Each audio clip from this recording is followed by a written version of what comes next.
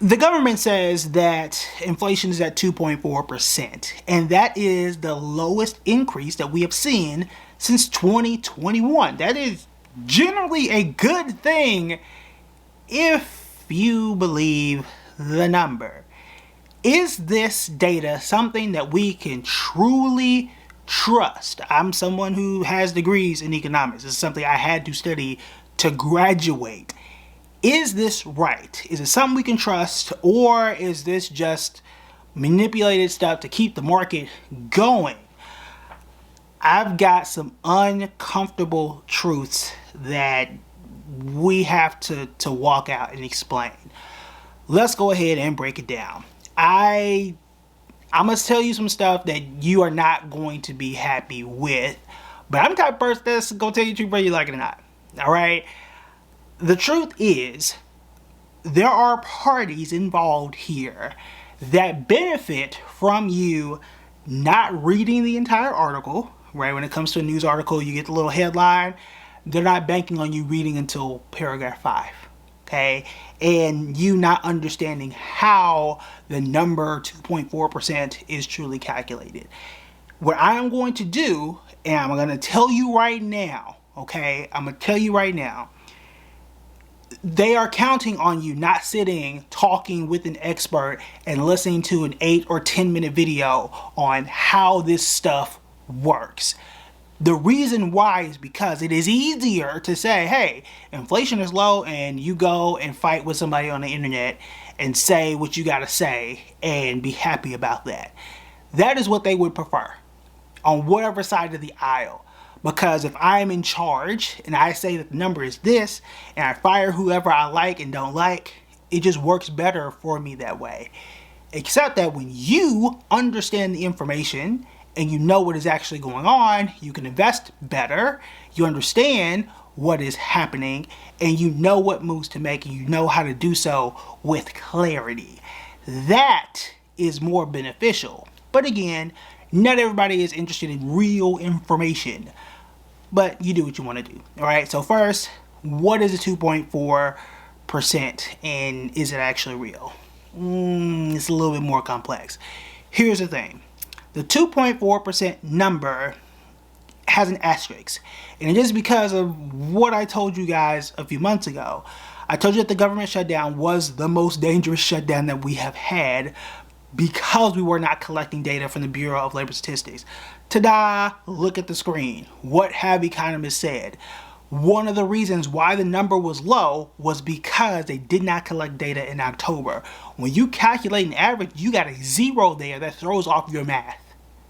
It throws off the math. That is one reason why it was at 2.4%. That's it. That's one of the reasons. Most economists agree that had they put in what they think were the right numbers, and we don't have the best calculation possible, it will be anywhere between 2.7 or 3% inflation. That ain't good. That would mean that inflation either went up or stayed the same during that span. Okay, so that's number one. So real inflation likely stayed the same or went up just a bit, which tells us something about where the Fed rates would have gone and tells us where the economy could be. But we don't have that information. What you got is 2.4%. Okay? They don't expect you to have gotten this far in the video by itself. All right, so that's number one. But then how do we even get to the 2.4% to begin with? This is the other part of it that they don't need you to know or don't want you to know. The Bureau of Labor Statistics, and really all the numbers that they get, is collected by survey. They send out a ton of surveys, usually by mail, and they have these people, or these companies rather, report back all the information and they report it. This stuff is regularly revised. And when I tell you that used to have quizzes in undergrad around how many times is it revised? Why do they revise it? These were questions that I had to have on exams, and they were in the textbook. Literally in the textbook, okay? Here is why. Once they send out those surveys, they have to report an update. Because, for example, if I say, hey, I'm the Bureau of Labor Statistics, I need you to turn this in on March 30th, I mean, you can't get fined if you don't. But if I don't get it on that day and you turn it in a week later, I do need to come back and revise it one time, and then revise it again a third time after all the surveys are in, or at least 90% of them, as many as I get. And I did a whole video on this, why did I do revisions and all that kind of stuff. You can check out that video here. You have to revise it to get as much information and data as you can. That is why they did those revisions last year, and that person got fired for updating it and doing their normal process. But here's the thing. Everybody doesn't understand why they do those revisions, but when they don't like them, they get on the internet, they go fight in the comments, and they get upset around why they think a revision happens. But here's the thing. Around 70%, around the early or the mid 2010s, 70% of the Bureau of Labor Statistics surveys came back. People, or companies rather, used to respond to the surveys. Now it's down to 40. The data is really crumbling now. You're not getting the percentage of responses that you used to get. The quality of the data and information isn't as good as what it used to be. So for example, take inflation. If you used to get 70% of the country responding, 70% of the grocery stores, for example, across the country responding and say, hey, here are our bread prices, our grocery prices, our beef prices, all the stuff, you would have a pretty good gauge on, hey, this is what inflation actually is. Now imagine getting 70% of the country's information and now only having 40.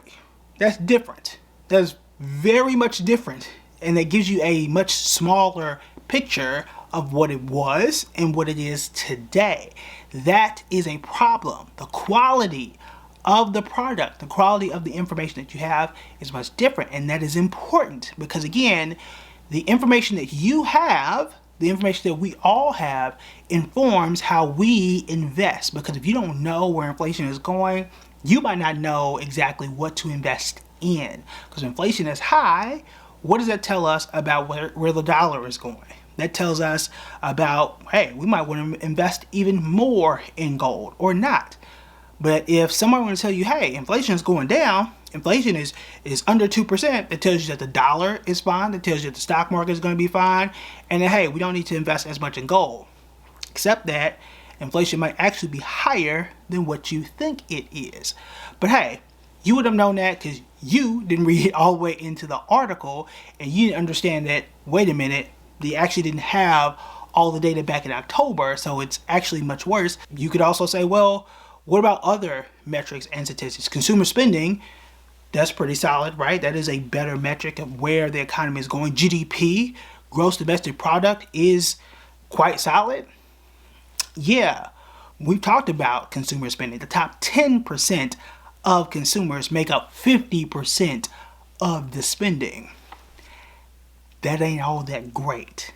That shows that a smaller pool of people are making up a bigger section of the economy, which makes it more fragile than what it used to be.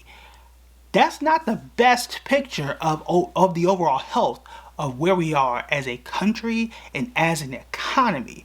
But again, who does that benefit when you aren't reading into all of that information and you're just looking at the headline or clicking off the video in the first 1 minute? You tell me. So how do you fix this, or how do you become better at understanding what is going on with the information and dig a bit deeper? I've got at least 3 resources for you, or 3 tools, techniques, and resources for you. Number 1, you're going to have to pull from different sources. So government sources are still going to be relatively reliable, at least for the time being, because the government data, at least from what I've seen at this point in time, of February 2026, they weren't wrong, they were just incomplete given what we had. Okay, if you only got 40% of survey data, the survey data was right, it's just what they had, right? The inflation data wasn't wrong, it's just it was a 0 for October, so we had what we had, okay? That's one, okay? But you're also going to need multiple sources. So ADP is one company that does publish their information.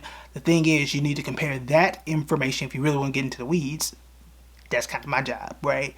You have that plus the government data and you can kind of compare it. The weakness of using private data, private information from companies is that they only source from their client information. They don't have the broad swath of information as the government does. The government can touch everybody, right? The companies can only touch their clients. For example, me, if I were to tell you the average income of all my clients, I can only tell you just my clients. I don't know everybody's information. I'm not the IRS. There's a difference, right? So that is one example, one analogy there. So one, using multiple sources of information. Two, obviously read the entire article. Even when I'm researching a stock, I like to obviously read the entire article, but I try to read at least 3. A minimum of 3 is what I like to do. This is gonna feel like a shameless plug, but I don't really believe in shameless plugs. But do check out the Building Bread Brief. That's my newsletter where I take at least one topic and go into deep dive details on what is going on with the stock market, with the economy, so you can see the stock market a lot more clearly.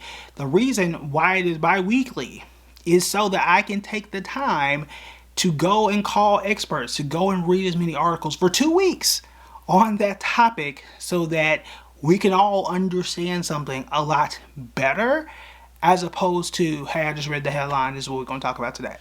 No, because in this day and age, we got to go 2 or 3 levels deep because your money is that important and things are moving so fast that people aren't taking the time to go slowly and make good, deliberate decisions when it comes to your money and what is going on in the economy. That is going to make the biggest difference because the moves that you make today, the smart moves that you make today, are going to be the things that are going to make you wealthy tomorrow. But if you don't have that information, if you don't have that quality information, you're not going to be able to know where to go and how to make those moves. If you want to learn more about how to make those moves and perhaps what moves to make, then you want to check out these videos right here.